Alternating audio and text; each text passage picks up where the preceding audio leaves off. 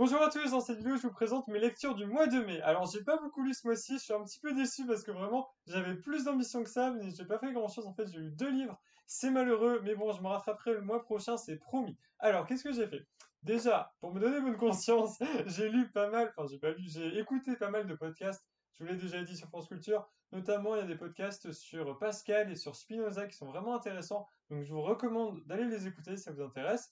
Donc voilà, ces podcasts-là, c'est un peu tout ce que j'ai fait en littérature ce mois-ci. C'est déjà bien, franchement, c'est déjà bien parce que il y a eu pire. Et sinon, j'ai lu pas mal d'histoires économiques et plus ou moins récentes, voilà. Plus ou moins récentes et assez en lien avec le chapitre qu'on fait actuellement sur le développement. Donc, on va commencer de suite. Et sachant que cette vidéo va être assez courte, je vais vous présenter un petit peu comment je fais pour lire mes livres. En fait, comment je fiche, comment je prends des notes en gros, parce que vous avez été très nombreux à me le demander. En fait, à chaque fois que je fais une vidéo sur mes lectures, vous êtes tous là à me demander comment je fais pour lire. Voilà. Donc c'est tout. Alors, premier livre, c'est Paul Béroc. Paul Béroc, Mythes et paradoxes de l'histoire économique. Un livre très intéressant. Alors Paul Béroc, c'est vraiment un grand classique de l'histoire économique, c'est même un auteur monumental de l'histoire économique et en ESH, il faut surtout pas rater Paul Béroc, en particulier quand il écrit sur le développement. Et là-dessus, dans cet ouvrage, ce qui est intéressant, c'est que il explique différents mythes. Alors peut-être que vous ne saviez pas que c'était des mythes, mais c'est pas grave, vous allez apprendre que c'était des mythes et vous explique pourquoi ils sont faux. Et ça, c'est vraiment très intéressant parce que c'est tout un travail de recherche et notamment d'analyse des données historiques qui est vraiment très enrichissant et même s'il y a plein de tableaux, qu'on se souvient pas de toutes les données, etc., ça vous donne une vision un petit peu d'ensemble sur ce que c'était du 19e jusqu'à aujourd'hui, un peu comment ça a évolué, que ce soit, il y a plein de statistiques après, hein, que ce soit les exportations, que ce soit les termes de l'échange, que ce soit, je sais pas, j'ai même vu des trucs sur les dépenses militaires, la population, etc. Enfin, voilà, il y a vraiment plein de choses. Alors, dans ce livre, alors moi j'ai retenu plusieurs choses qui sont vraiment importantes.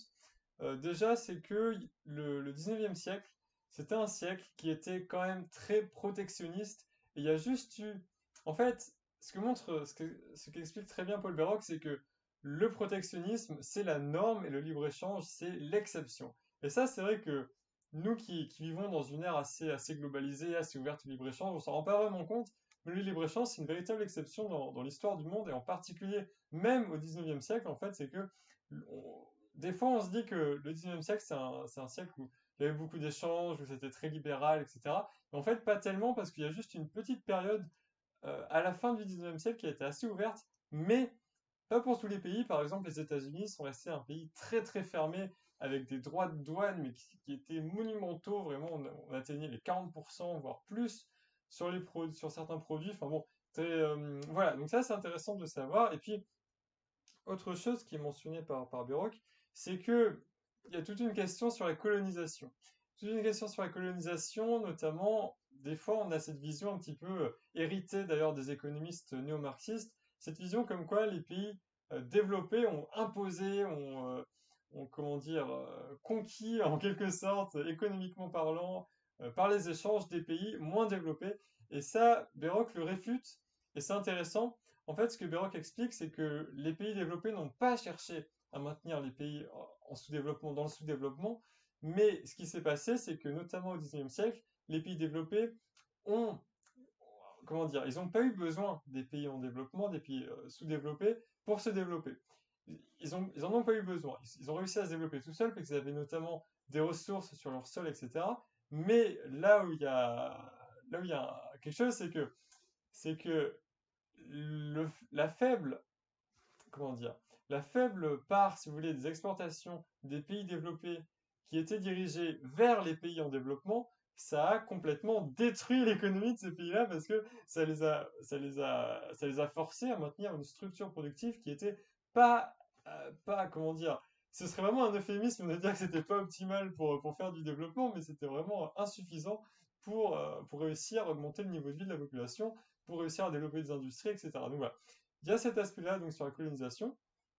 Une autre chose que j'ai retenue, alors voilà, vraiment plein de choses. Il parle des villes, il parle beaucoup du commerce, voilà, il parle des termes de l'échange. C'est dans cet ouvrage notamment, donc paru en 93, qui réfute la thèse de Presbych. Si vous êtes en ECE, vous avez sûrement vu la thèse de Presbych sur rôle des produits primaires, le rôle, ouais, la domination en gros des pays développés. Donc voilà, il en parle beaucoup. Il en parle beaucoup. De quoi il parle d'autre? Ah oui, j'ai appris quelque chose. J'ai appris quelque chose aussi vraiment qui m'a surpris. C'est un peu un détail dans cet ouvrage, mais il en parle quand même et ça m'a surpris. C'est que vous avez tous sûrement étudié le commerce triangulaire, vous savez, la traite des esclaves entre l'Europe, l'Afrique et l'Amérique. Mais Bayrock nous explique qu'en fait, la traite des esclaves, enfin, telle qu'elle a été faite dans le commerce triangulaire, c'est vraiment une exception, gravissime bien sûr, mais c'est une exception, et c'est moindre par rapport à ce qui a été réalisé par les pays nord-africains notamment, qui ont été, comment dire, c'est un peu horrible de dire ça, mais qui ont longtemps exporté des esclaves. Enfin, voilà, ça s'est longtemps passé comme ça pendant des siècles et des siècles, et c'est une réalité que rappelle Béroc, qui est avec des chiffres, hein, à l'appui des estimations, etc. Et c'est intéressant, vraiment. Donc voilà, il y a vraiment plein de choses dans ce livre, si vous voulez, c'est plein de mythes et de paradoxes. On en apprend beaucoup sur l'histoire économique, et ça c'est important parce que en ESH, en particulier quand on sort de terminale, on est un peu dans les, comment dire, on est déjà dans l'actualité, en SES, en terminale, et on est dans les mécanismes, on est dans les grandes idées, on est un petit peu dans le flou, mais on voit un petit peu les concepts et tout. On n'a pas de repères historiques, et ça, c'est un livre qui est utile pour se faire des repères historiques. Voilà. Bon, j'ai fini d'en parler. Oh, on est déjà à 6 minutes, mon Dieu, c'est pas possible, j'ai passé 3 quarts d'heure là-dessus. C'est pas grave. Alors, deuxième livre que j'ai lu, en fait, ça va être vraiment trop long, désolé. Alors, deuxième livre que j'ai lu, c'est Joseph Stiglitz. Prix Nobel d'économie, bien sûr, pour La Grande Désillusion, un de ses livres le plus connu, je crois même que c'est le plus connu, paru en 2002, paru avec fracas et dommage, parce que Joseph Stiglitz, je vais vous raconter un petit peu sa biographie. Joseph Stiglitz a été chef économiste à la Banque mondiale à la toute fin des années 90, et il a observé ce monde-là des institutions internationales, ce monde du FMI, ce monde de l'ONU, de la Banque mondiale, enfin, comment ces institutions fonctionnent, et il l'a vu de près, de l'intérieur, il a vu leurs effets, il a vu leurs politiques, il a vu leurs dirigeants, et ce livre, en gros, c'est un manifeste de critique de ce monde-là, et Stiglitz vraiment éclate le FMI pendant durant 400 pages. Voilà, si vous voulez, c'est 400 pages de critique du FMI, mais vraiment, il y a quasiment que ça. Alors, c'est pas. Alors, ce que je dis, ça paraît peut-être réducteur, mais vraiment, il y a une critique véhémente des politiques du consensus de Washington qui est vraiment. Waouh! C'est incroyable. Moi, vraiment, je connaissais pas du tout. Enfin, j'avais entendu parler des critiques sur le FMI, etc., mais j'étais un peu en mode, ok, c'était il y a 20 ans, ça va, on parlait pas, c'est fini et tout. Non, franchement, il y a vraiment plein de trucs, plein de choses qui sont passées, et c'est gravissime enfin, c'est gravissime. En même temps, vous pouvez en juger par vous-même, mais je veux dire que l'idéologie du FMI, durant une bonne partie en fait de son existence, en particulier dans les années 80, 90, ça a été l'idéologie du libre marché à tout va. Ça a été l'idéologie du marché qui fonctionne parfaitement, l'idéologie en gros le marché règle tous les problèmes. Et ce que Stiglitz explique, c'est que c'est pas du tout le cas dans la réalité, et que les politiques du FMI, parce que je vais quand même le rappeler peut-être, c'est que le FMI, c'est une institution internationale qui veille à la stabilité, euh, voilà, la stabilité macroéconomique, en gros, on pourrait dire ça. Il y a plein d'aspects, en gros, mais stabilité au niveau mondial, et en particulier, le FMI a un rôle de prêteur. Il peut prêter aux pays qui ont des difficultés pour passer un cap conjoncturel difficile. Et le FMI exige des conditions. En fait, il pose ses conditions, il dit voilà, je vous donne un prêt à la condition que vous effectuez telle et telle réforme. Et en fait, les conditions du FMI, ce sont des conditions qui sont, comme je viens de le dire, vraiment motivées par l'idéologie du libre marché. Et ça n'a pas fonctionné dans plein de pays, ça a même été une catastrophe, mais c'est pas possible. Vraiment, une catastrophe. Les politiques d'austérité budgétaire déjà.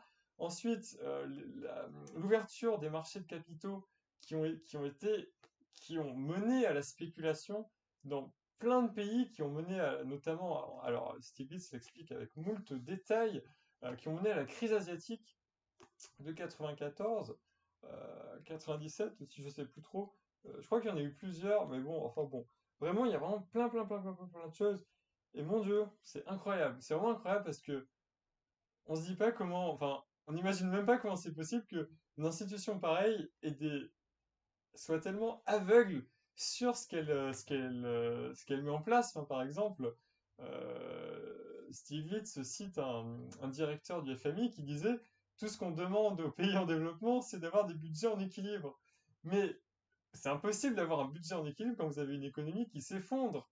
Il faut justement de la relance. Et c'est absolument incroyable qu'il y ait une telle hypocrisie, que ce soit, alors j'ai parlé du FMI, mais il y a aussi le Trésor américain, une telle hypocrisie sur ce point. C'est-à-dire que quand les autres pays ont des difficultés, on leur dit, vous allez faire de l'austérité budgétaire, vous allez arrêter les dépenses, vous allez faire la cure, voilà, ça va vous faire du bien. C'est vraiment l'idée qu'il y a derrière ça. Alors que les pays développés, nous, quand on a un problème, on fait quoi? On fait de la relance par la demande. Et c'est logique, enfin, pour moi, c'est la base. Enfin, vraiment, je suis un petit peu keynésien, pas trop non plus, mais vraiment, la relance par la demande.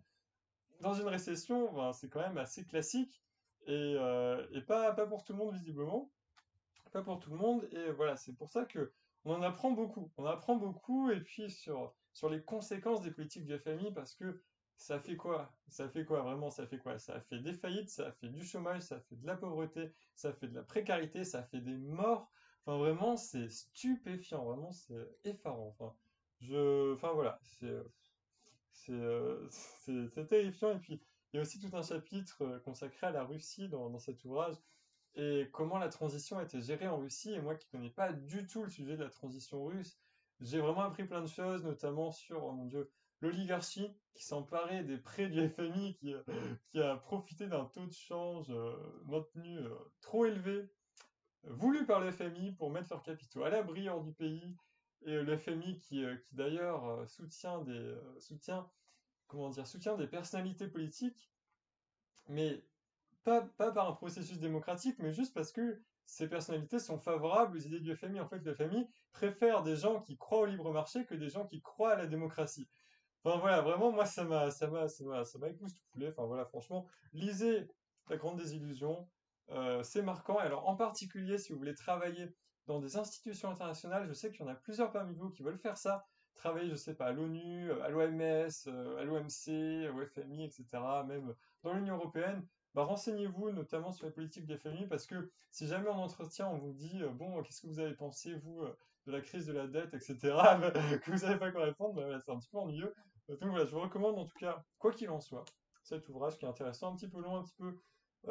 Alors, il se lit quand même bien. Il est pas économique, il est pas économétrique, mais il est clair, il est efficace, il est grand public. Voilà, quand même, on peut le souligner, mais c'est mieux d'avoir quelques principes quand même d'économie pour le lire. Voilà. Alors, on est à 13 minutes, mais c'est pas possible.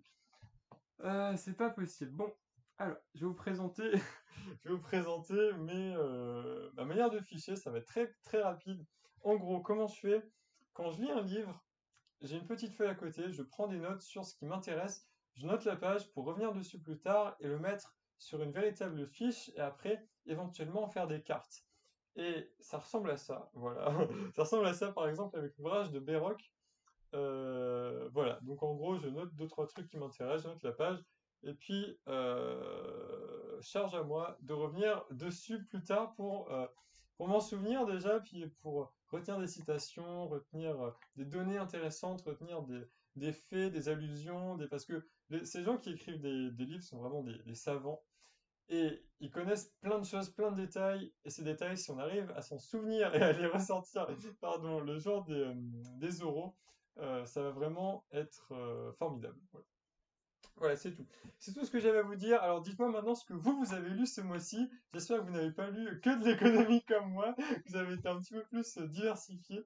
Et dites-moi ça en commentaire, et puis ce serait intéressant, et puis je vais essayer de m'améliorer un petit peu, enfin m'améliorer, de lire plus de littérature notamment pour le mois de juin à venir. Je suis assez motivé, je vais faire ma petite liste et je vais essayer de tenir un programme de lecture. Voilà, on va voir si ça marche. C'est tout, j'espère que vous allez bien et on se dit à bientôt, salut!